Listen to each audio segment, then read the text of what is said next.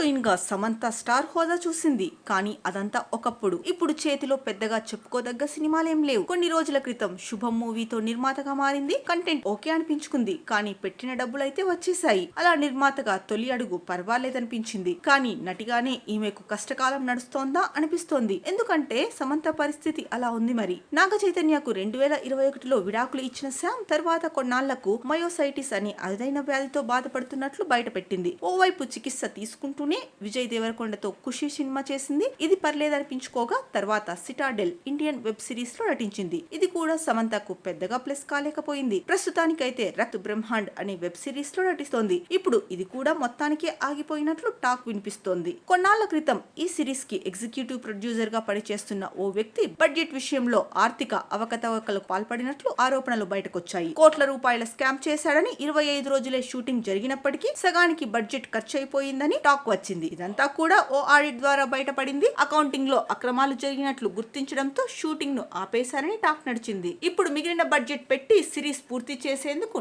Netflix పెద్దగా ఆసక్తి చూపించట్లేదట.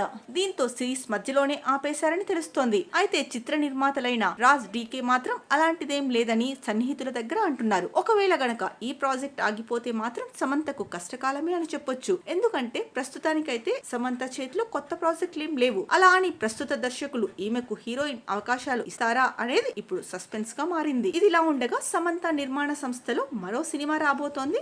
మరి ఆ సినిమా ఎప్పుడొస్తుంది అన్న దానిపైన క్లారిటీ లేదు.